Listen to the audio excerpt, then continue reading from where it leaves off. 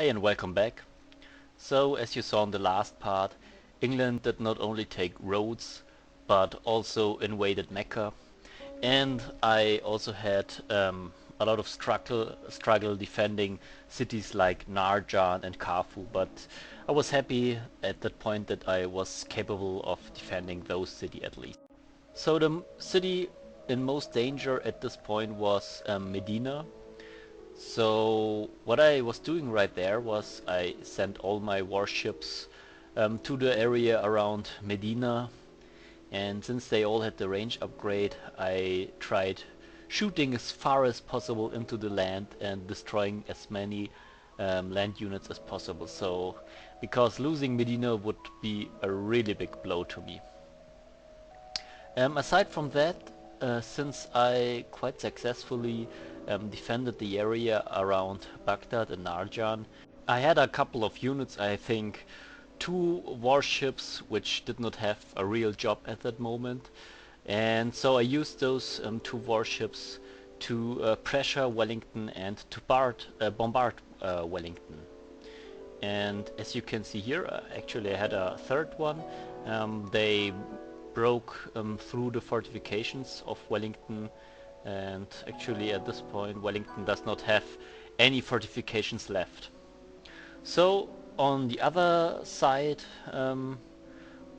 I try to defend Medina really hard because there are so many units, but well, losing Medina not an option. As you can see, in my main continent, in North America, so to say, there was also, let's call it a mini invasion, and also at Saguntum I now had a bit of capabilities to turn from defensive to offensive. So since there were so many units around Medina, I bought another warplane, and I was quite happy. So you just saw the end of the turn. I didn't lose any units. So this was really great because now I had the possibility to go hard on Wellington. And since I crushed down the fortification of Wellington in the last turn, now you see I could just take Wellington with my little tank boat. So actually really great. In the last 10 turns of war I lost 2 cities. I had really struggles to defend other cities like Narjan, Baghdad, Saguntum, Kharfu, but it turned out I was capable of defending, and now I had my first success. I invaded Wellington. So and I have to stress out one more time, everything in my videos looks pretty smoothly, but often I had to reload, often I had to even go a couple of turns back to reload. So even though it might seem easy, it was really hard to not lose any units, so I had to redo a lot of things, and until everything turned out as it did in the final cut of the video. But back to the action, you see that Medina was in deep trouble, was surrounded by a lot of ground units, also by rocket artillery, stuff which is really capable of invading a city really fast. So I had to use my marine forces and clean up the area around Medina. So now I wanted to talk again about the reloading thing. Yeah, some people might think if you reload it's really easy, you can basically do everything, defend everything. That's really not the case. And for instance Rhodes, no way I could have defended Rhodes, no way I could have defended Mecca even if I reloaded like 20 times. And you have to see, even if I reload I have to redo gameplay like 15 minutes, really frustrating. And actually those first 15 turns of war, they were so hard and I had to redo stuff so often that I really wanted to call it a day and quit the game.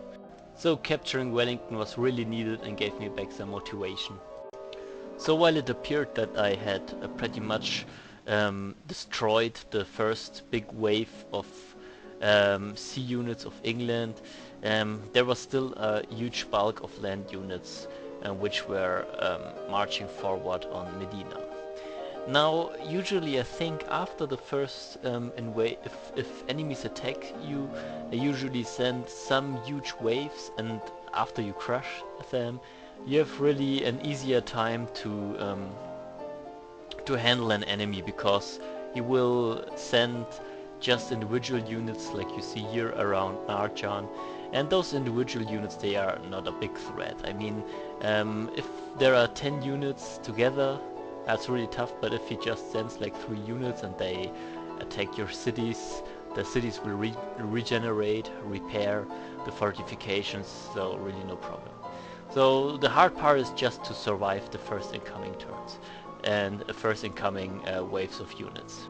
And since England had such a huge force of land units around Mecca, this first wave took Mecca, but throughout all these turns, I mean, like every turn I killed like 4 or 5 units.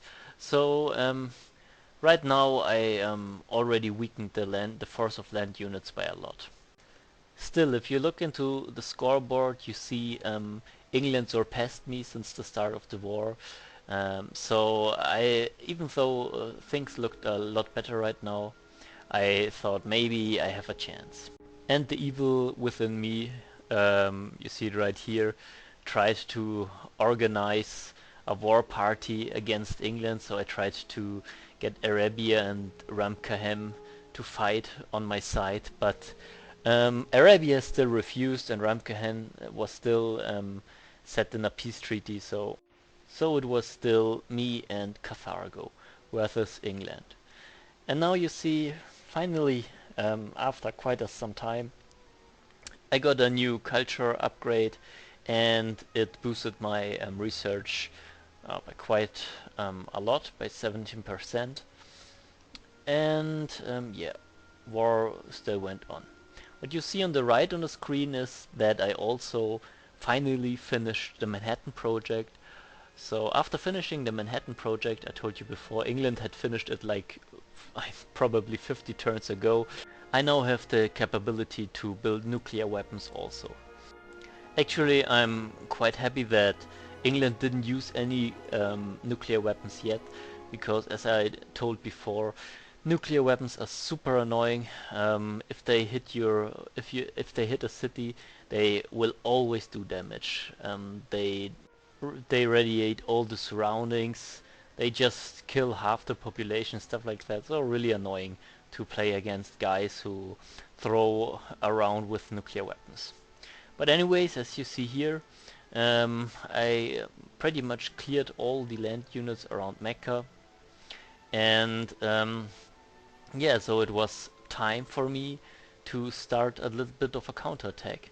So after Wellington was a first success, I thought, well, maybe it's now the time for me to show my military muscle. So now at the start of the next turn, you see England didn't really send any more land units, but if you look closely, you will realize that they sent 5 warplanes, 5 bombers into Mecca. And this was actually really nice for me, because now I just bombarded Mecca with my now superior sea fleet. And I also had this little cavalrist there, and here you go. I recaptured Mecca, and by doing this I also destroyed those 4 warplanes. I really loved that. So England just got a major hit to its air force. So after destroying large parts of the English army, well, actually, at least I thought I would have destroyed large parts of the English army, but at least after destroying the initial waves of the English invasions, I regained some confidence. And if you look around, at the moment there are not that many, at least bulks or hubs of English invaders. So I decided to get even more aggressive and go straight for the heart, go straight for London. So you see me here, I sent out my sea fleet, and they are heading straight for the capital of England. Now, like I said, there were not many hubs or huge bulks of units. Actually, there was one bulk of units, and this was a large yeah, group of workers at Mecca. I'm not sure what England tried to do there. Maybe he wanted to invade Mecca with his army of workers. Well, but actually not a big danger. What you just saw at the south of Kufa was that one of my battleship just in one turn destroyed two pirate boats, so you see all my units. The only way how I have a chance about this inequivalence of army strength is that my units are just really highly upgraded. And what you just saw is that since there were small attacks all over the map, I already had to buy some fortifications at another spot. So even though the main invasion was pushed back, there were lots of little locus or Loki where I had to yeah, do a bit of an effort to defend against England. And now there were even some bigger hubs of units, as you saw here. My submarine just yeah, scouted a huge group of enemy submarines, so I quickly retreated. But aside from that, more importantly, I just found out that there was a city in front of London, so I thought I will go straight for London, but instead Nottingham was located in front of London. So before going for London, I first had to clean Nottingham. But as you can see, I gathered a huge sea fleet. Actually, I was surprised myself how many ships I had there. Well, basically those are the combined ships around Kufa and Baghdad, since Baghdad was pretty much safe, or the area around Baghdad. I could join my forces, and it's really a big group. They are all highly upgraded, so it didn't take a long time to capture Nottingham. And now I thought, wow, this was pretty easy. Taking London must be easy as well, but I think this was a bit of overconfidence, and England gave me quite the fight right there. So I didn't progress as fast and as nicely as I hoped that I would. So as you just saw, I lost another battleship, so my core group, my core fleet got weakened. Yeah, but aside of that, I was quite happy about the turn because I didn't lose Nottingham instantly. So always if you capture a city, because it's so low health, there is a danger of losing it. And since I had my tanking boat still in the city, I was afraid that I would probably lose my tanking boat. Didn't happen, so I mean I lost a warship, unfortunately, but at least I kept Nottingham. And aside from that, I finished the concert hall of Sydney, so I got a free culture upgrade, and I went for exploration. So exploration, the first trade gives all your sea units +1 movement, and since most of my fleet consists of sea units, this was actually pretty nice. So now, as I said, I thought, well, London must be a piece of cake, but as you saw just right here at the end of the turn, England just captured back Nottingham, and also they killed another of my highly super upgraded warships. So every time losing such a warship, that really hurts. If you remember, I started out with small galleasses, then I upgraded them into frigates, until they became those battleships, and losing those units, that's really painful. Yeah, but still, was okay. I was capable of capturing back Nottingham.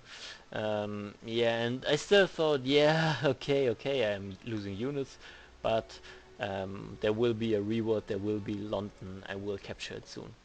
But turned out that England kept pushing units, um, and I don't even know where they are all coming from because I'm destroying so many units, but there were like endless of units, and every time I killed like 3 units, like if you fight a Hydra, you cut away one head, two new heads appear. So it was really hard. Um, and now I'm cutting out a lot of the other stuff happening on the map, and the focus is on this fight. Um, there were also a lot of other fights all around, but I think this is the most interesting one. So since I realized it wasn't that easy to capture London, I withdraw a bit because I didn't want to lose a battleship every turn. And you see here I take more of a defensive lineup. So the idea was now to not lose any more battleships, to stay out of the range of the rocket artillery, the battleships, and also the aircrafts of London, and to siege Kathmandu instead. So I had a little problem there because I didn't have vision on Kathmandu, so even though Kathmandu was in range, I couldn't attack it.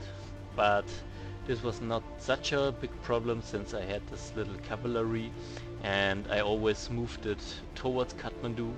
I fired all my siege weapons, basically the weapons of my fleet, of my sea fleet on Kathmandu, and also here you see my warplanes and my bombers. And after the turn, at the end of the turn, since I didn't want Kathmandu to attack my cavalry, I retreated with my cavalry. So pretty easy, and as you see here, it's just the next turn. I repeated everything. Nothing died fortunately in this turn, and yeah, I repeated everything, and well, Kathmandu's fortifications went down pretty far. Aside from that, you see that England keeps bringing units over and over again, so no matter how many I kill, England has like an endless supply of army. A really funny thing is, if you look into the harbor of London, there is a battleship. I think they created the battleship last turn or like 2 turns ago. So in this short amount of time, he just created or bought a new battleship. So I don't know. The computer just cheats, but that's alright. I have my big fleet here, and I mean every unit he brings right here, I can kill it very easily. So I'm happy if he brings his units here and not anywhere else. So as you see right here, I also created small armies at Zangantum, or better said CIV, while on my east coast I built up my army at Portsmouth. So now right here you see, I don't even know what event it was. I think the international games.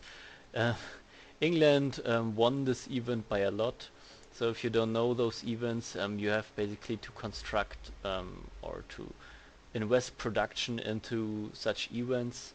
So England had triple the amount of me, and so England got a really nice reward, a cultural upgrade. But yeah, you see how much struggle I had in the beginning at the first couple of turns of the war. So I really couldn't invest a lot into pushing for the international games. So as I said before, there were always some small spots where England attacked me. Right here you see Baghdad and actually quite some units, but I'm really happy because most of those units were land units, and next to Baghdad there's only one spot. So England positioned one tank, but aside from that, those other units were just floating around, and I just could shot them or just kill them with the city fortifications. So the main focus really is on London, and of course on not losing Nottingham. And as you can see here, I finally started my siege on London. At the moment I didn't do a lot of siege damage on it, and the way how I did it was that I only attacked with my really highly upgraded units. I always sent them forward, attacked 2 times and retreated. So by this I could avoid getting shot by the rocket artilleries and all that stuff. You see it here, I go forward, shoot 2 times and move backward, and pretty much that was what I was doing all the time. But since there were also so many ground units and boats he was building all the time, and since I had also to clean up some stuff in the water, I really couldn't progress on London fast. But the problem is that every turn London was repairing itself, so as you see here it even healed up more than the damage I dealt in the last turn. So it was really hard to progress here. It's not in the video, but a couple of times I also tried to offer a peace treaty to England, but England was so angry with me that they refused. I would have been happy to sign a peace treaty and maybe get, well, actually I wouldn't have even taken any cities, so I already had the lead. I destroyed parts of the English army, so I would have been happy about a peace treaty. But like I said, England refused. And it was so bothersome attacking London, because all the time I also lost Nottingham. Yeah, so it was kind of impossible to defend Nottingham, because he could just crush down the fortifications with his aircrafts in one turn and then just send units straight from London to Nottingham. So like every 2 or 3 turns I was basically losing Nottingham. So once again I lost it like the 2nd or 3rd time. And actually it turned out that this wasn't the last time I lost London, Nottingham, sorry, because you see here I instantly lost it again, and this time it was really annoying, because with that I also lost my tank boat because it was still stationed in Nottingham. And now I had a bit of a problem, because my battleships, they are great units, but they don't have the capability to capture cities. So they are like catapults, they are great to siege, but actually you need a unit to siege and a unit to capture a city. So I had to build a winged hussar in Kathmandu, so that the next turn hopefully I could take Nottingham back. So like in all the turns before, this was not really a hard task, but still taking back Nottingham gave London time to repair its fortifications. So if you look at the health bar of London, basically it's back to where it was like 10 turns ago. So it was really hard to make any progress at all. And I really got tired with attacking London. So actually, like I said before, I tried to offer peace treaties a lot, because I really just wanted, I was sick of war and I just wanted to take a breath and maybe build up my economy, yeah, and just do some other stuff than fighting all the time. Now what you see here is that I just finished new research. I entered a new era, of a new technological era, and due to the trade of the special trade of Poland, I also gained a free social upgrade once again. And what you see here once again at Portsmouth and also at CIV, I had built up quite some armies, but especially at CIV or Sengantum I played pretty bad. I think I had at one point 5 battleships there, but I messed really up and lost, I think, most of my army. And what you saw here is that I picked a cultural trait. I picked, I think that all my coast cities get +3 production. And since most of my cities are coast cities, this is a really strong trait. So the exploration tree on this map and with the current situation, it's really nice. So now, since I just finished the technology for the CN tower, I had to pick a new research, a new technological endpoint, and usually I go straight for the Great World Wonders, and this time I decided to go for the Space Hubble, and this one, or the space telescope, Hubble Space Telescope, and this one gives you 2 great scientists if you finish it. So actually I think it's not so bad, not great but also not bad, because if you finish this world wonder you just can finish some more technologies. And there are actually not many technologies left, as you might have seen. We're pretty far in the end game, even though I'm playing on marathon. Great scientists, not so bad.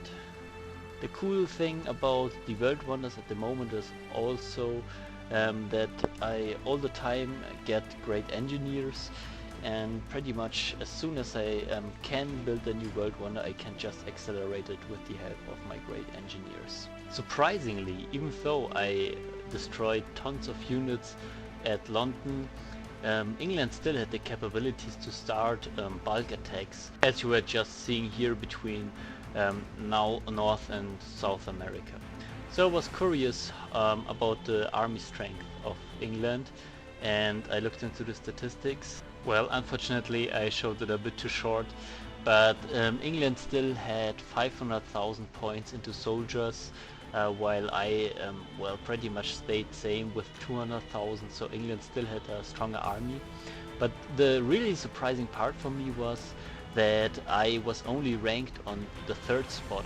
So Ramkhan must have used our war to regain some power, and he must have used his period of peace to build up his army by a bit, but still not really a thing to worry about.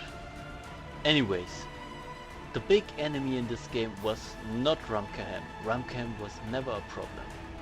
Greece was never a problem. Austria was never a problem. Arabia was never a problem. The big enemy and the big threat for losing this game was England.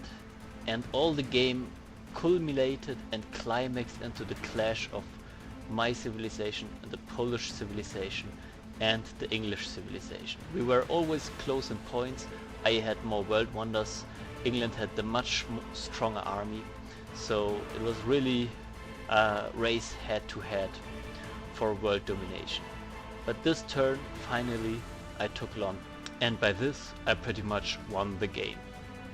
Now if you look into London, it has 4 world wonders, and they are really nice. The Louvre, the Terracotta Army and the Prora.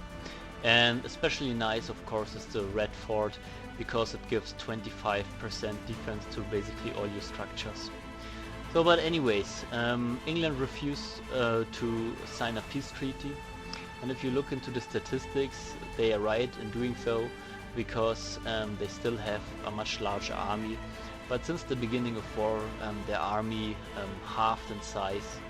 So I think I'm not wrong if I proclaim, even though the game is far from over yet, I think it's pretty obvious that now the sails are really set for victory, and that I should really win this game.